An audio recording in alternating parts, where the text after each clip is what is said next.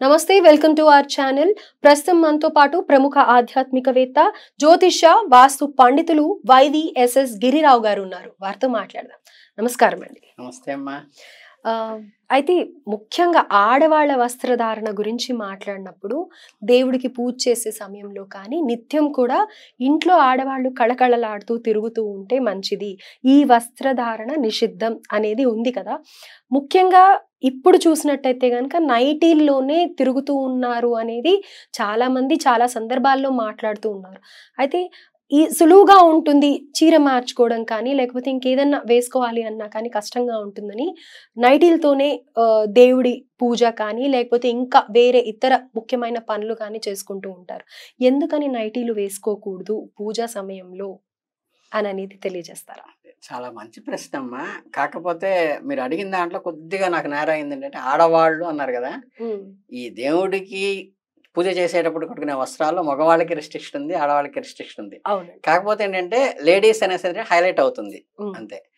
దీనికి యాక్చువల్గా ధర్మశాస్త్రంలో ఉన్న నియమం ఏంటంటే, మనం 2 పనులు చేయనటువంటి వస్త్రాలతో భగవంతుడికి పూజ చేయొచ్చు.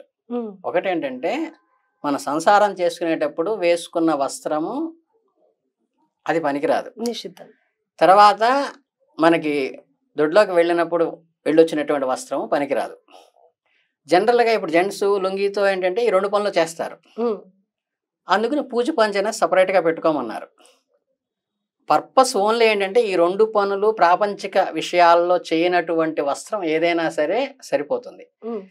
అది కూడా ఏంటంటే ఈ పట్టు వస్త్రానికి పట్టింపులు, ఇప్పుడు తడి బట్టలు ఉందనుకోండి, తడి బట్టకి పట్టింపు ఉండదు. అలాగే పట్టు వస్త్రానికి పట్టింపు ఉండదు అనుకున్నారు. కానీ ఇంకో ఆర్గ్యుమెంట్ కూడా ఉంది. పట్టు వస్త్రం అంటే మేము అగ్రికల్చర్ అవి డిపార్ట్మెంట్స్లో ఏంటంటే మీకు ఆ పట్టు పురుగుల్ని పెంచి దాన్ని కష్టపెట్టి దాంట్లో వచ్చింది తీస్తారు. కాబట్టి అంతకన్నా నూలు వస్త్రం మంచిది, పత్తితో తయారైన నూలు వస్త్రం మంచిదని కూడా ఒక ఆర్గ్యుమెంట్ ఉంది. కనుక నూలు వస్త్రమా పట్టు వస్త్రమా అంటే నూల వస్త్రానికి ప్రయారిటీ ఇవ్వచ్చు. అంటే మనం దానికి వచ్చే రిస్ట్రిక్షన్ ఏంటంటే ఎవరిని తాకకూడదు. తాకిన తర్వాత ఏంటంటే బయట ఇప్పుడు మామూలుగా ఓపెన్ ఇదిలో చేసామనుకోండి, పెద్ద మండపాల్లో వ్రతాలు కానీ లేదా కళ్యాణాలు కానీ చేసినప్పుడు ఆడియన్స్ వస్తారు, వాళ్ళు ఏదో ఇస్తారు, వాళ్ళు వచ్చి ఏదో పక్కన వచ్చి మాట్లాడుతుంటారు, అందరూ తగులుతుంటారు. కాబట్టి అప్పుడు పట్టు వస్త్రాలు వాడారు.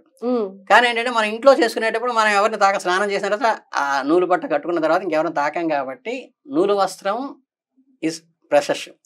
దాంట్లో కూడా ఏంటంటే ఈ భార్య లేని వాళ్ళకి కానీ బ్రహ్మచారులకు కానీ సన్యాసులకు కానీ వాళ్ళకే సాఫ్రాన్ అంటే కాషాయం చెప్పబడింది.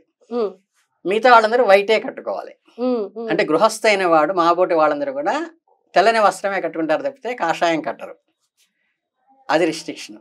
ఆడవాళ్ళకు కూడా ఏంటంటే వాళ్ళ సాంప్రదాయాన్ని బట్టి, అంటే పెళ్ళిళ్ళలో వ్రతాల్లో అందరూ ఉన్నప్పుడు ఈ కాసి పోసి కట్టుకుంటారు కదా, మన పంచి మగవాళ్ళకి ఎలా కడతారో అలా కట్టుకోవటం అనేది, గోచి పోసి కట్టుకుంటారు కదా, 6 మూరల చీర కట్టడం అనేది ఆనవాయితీ. కాబట్టి అదే మడి కట్టుకున్నప్పుడు ఇంట్లో కట్టడం కూడా అనేది అలవాటైంది. కానీ మీకు ఉన్న పరిస్థితులను బట్టి ఇప్పుడున్న కాలానుగుణంగా ఒక మంచి నూలు వస్త్రం కనుక పూజకి తప్పితే లౌకిక కార్యక్రమానికి వాడము అనుకున్న చీర ఏదైనా పెట్టుకుంటే అది కట్టుకోవచ్చు. అది ఏదైనా ఏంటంటే ఫంక్షన్స్ అప్పుడు వాటప్పుడు ఏంటంటే అలా చెప్పారనమాట. అంతే తప్పితే మామూలు నూలు చీర కూడా తీసి కట్టుకోవచ్చు. ఈ నైటీ అనేది ఏంటంటే, నైటీ అనేది ఖచ్చితంగా మీరు నేను చెప్పినటువంటి ఏదైతే చేయకూడదన్నానో ఆ రెండింటికి చేస్తుంటారు. కాబట్టి అది నిషిద్ధం. అంటే రోజు వేసుకుంటూ ఉంటాం కాబట్టి అది ఎక్కడంటే అక్కడ తిరుగుతూ వస్తూ ఉంటాం కాబట్టి అది కంఫర్ట్ కోసం చేస్తున్నది. యాక్చువల్గా ఏంటంటే ఆడవాళ్ళని కూడా నిందించడానికి లేదు. అవునండి. ఇప్పుడు ఏంటంటే పూర్వం ఉమ్మడి సంసారాలు ఉండేవి. ఉమ్మడి సంసారాల్లో అత్తగారిని కాపురానికి పంపించేటప్పుడు రకరకాల భర్తతో ఎలా మాట్లాడాలి, బావగారితో ఎలా మాట్లాడాలి, మరుదులతో ఎలా మాట్లాడాలి, ఇవన్నీ చాలా రిస్ట్రిక్షన్స్ ఉండేవి. వస్త్రధారణలో కూడా రిస్ట్రిక్షన్స్ అన్నీ అక్కడ వచ్చినాయి. ఇప్పుడు న్యూక్లియర్ ఫ్యామిలీస్ అయిపోయినాయి. న్యూక్లియర్ ఫ్యామిలీస్ అంటే తన భర్త తన పిల్లలు తప్పితే ఇంకెవరు ఉంటల్లా. సో నైటీ వేసుకొస్తే ఏమ్మా అది వేసుకు తిరుగుతున్నావో తెల్లారింది కదా అనేవాళ్ళు లేరు.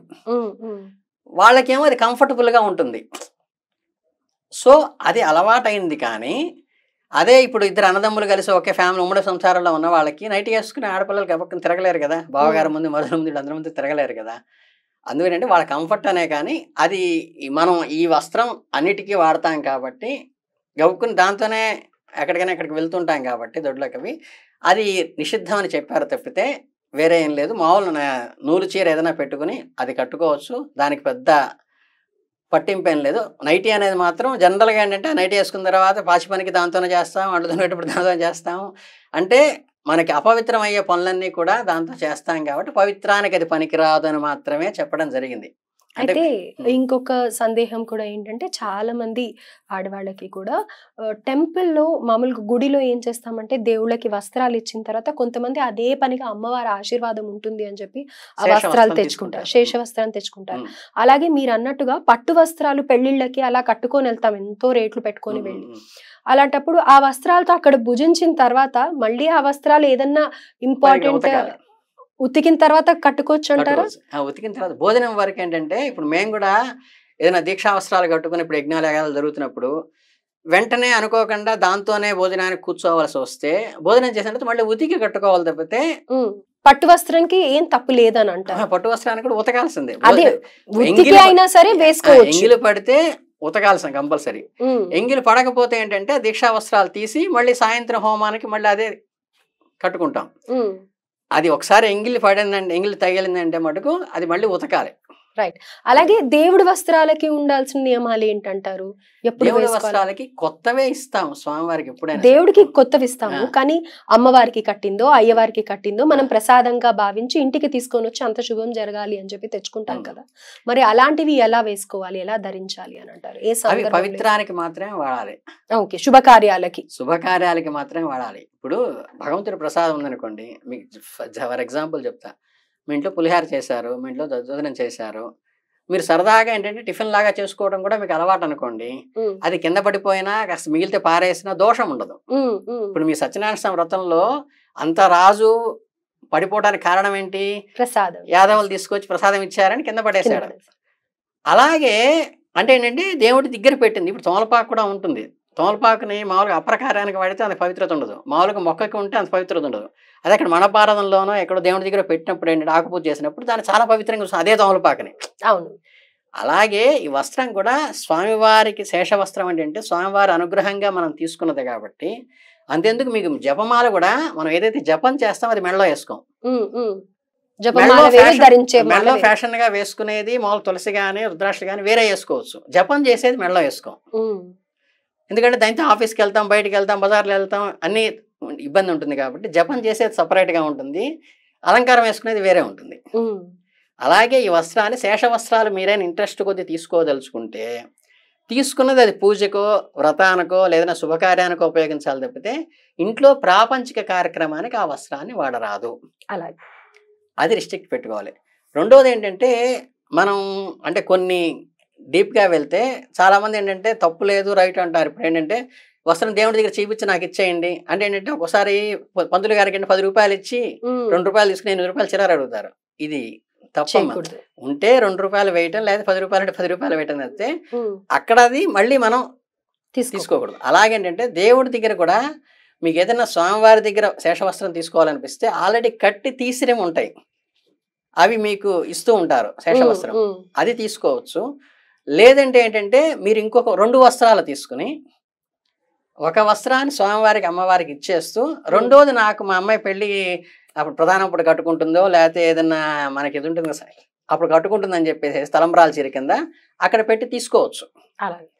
అంతేగాని ఊరికి తాకిచ్చి తీసుకొచ్చేసి 10 రూపాయలు ఇవ్వటం అనేది ఏంటంటే మనం అది అగౌరవపరిచినట్టుగా ఉంటుంది.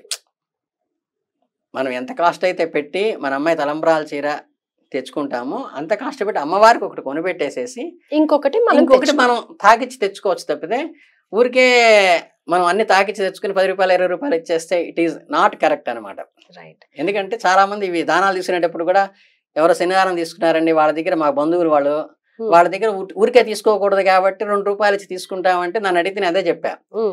అది ఇప్పుడు లీటర్ ఆయిల్ వచ్చేసేసి రూపాయల్లో కానీ ఇవ్వాలి లేదా ఇంకో వస్త్రం అక్కడ ఇచ్చి తెచ్చుకోవాలి తప్పితే అలా స్వామివారిది మనం తెచ్చుకోకూడదు. రైట్. అలాగే ఇందులో ప్రధానంగా అంటే మాకుండే అన్ని సందేహాలు తీర్చేశారు. ధన్యవాదాలు. చాలా